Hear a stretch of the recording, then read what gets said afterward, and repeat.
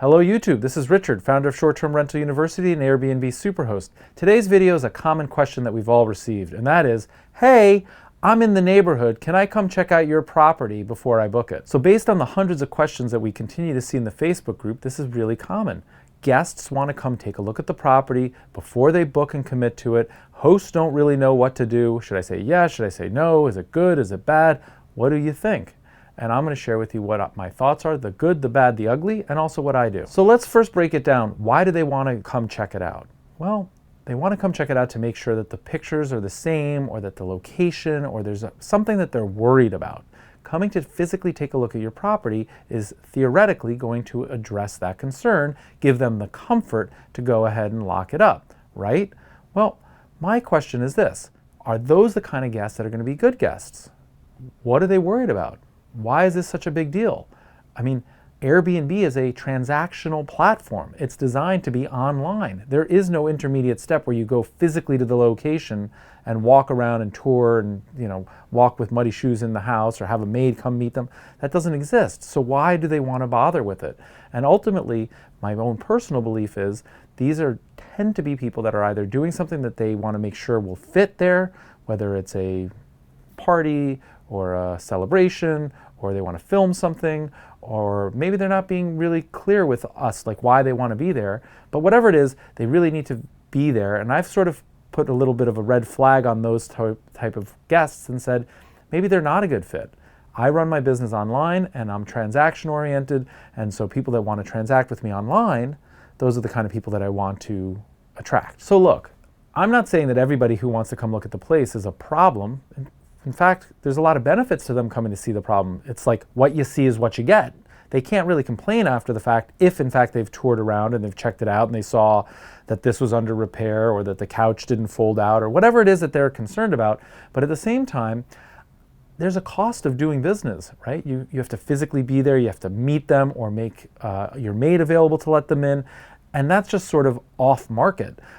I've never gone to a hotel room and toured the property before I've booked it. I've never gone and looked at seat 13D on an airplane before I booked it. I'm used to booking, and so I'm therefore a good guest of the hotel and a good passenger on the airplane, and I'm looking for perhaps more experienced people on Airbnb that are also prepared to transact online without the added cost and inconvenience of coming and strolling my property, me making small talk and so on and so forth. It's just off market in my opinion. Now, obviously there are special cases and there are exceptions to everything, so I don't want to suggest that this is a hard and fast rule, but if somebody did in fact want to have a commercial photo shoot and they wanted to check the light and they were willing to pay a premium, and I have another video that talks about how I price commercial shoots and so on, well, that's an exception because I'm also charging a premium, and so therefore I'm being compensated for my time or for the maid's time to let them in. But the concept of, hey, I just want to come by, can I come check it out? In my personal opinion, where I've grown to is that's not necessary today. There's somebody else who's willing to rent it behind them that isn't going to stop and inconvenience me. They're going to trust the reviews, they're going to trust the platform, they're going to trust Airbnb or VRBO, and those are people that I think are going to be better guests in my home. And so consequently, more often than not, probably 95, 98% of the time, I just say, we're unavailable. And the other thing to keep in mind is there could be a guest in residence. You do not want to disturb your current guest to show somebody else the property. That's a no-no. So it's just, you have to check the calendar, you have to make arrangements, you have to calendar it, you have to meet them, you have to let them in, you have to walk them around. That's a lot of time. It's not necessary. If you're doing your Airbnb job properly and you've got good reviews and you're a good host, chances are you can book the place at the same price shortly after this person goes away and find somebody else's place to rent.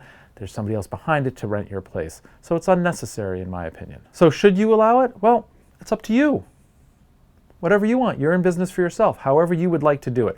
All I'm trying to do is give you the perspective that it's not necessary. Don't feel pressured into it. Don't listen to the, oh, I love it, but this and that, and I can't do it until, like, stop, pause, breathe, relax. If this person that might be a problem or has these special needs isn't able to book it, it's okay. There's a whole internet of people all over the world that might book it and just do it online. So keep that in mind. So please go ahead and share with us in the comments below. Do you allow people in? How often? Under what reasons? How do you do it? Does it make any sense? Do you still do it? Maybe you did it and you stopped doing it. That's kind of like what I think is happening. In the meantime, I'd really appreciate it if you liked the video. I'd also really be grateful if you went ahead and subscribed to the YouTube channel. Thank you very much. Happy hosting.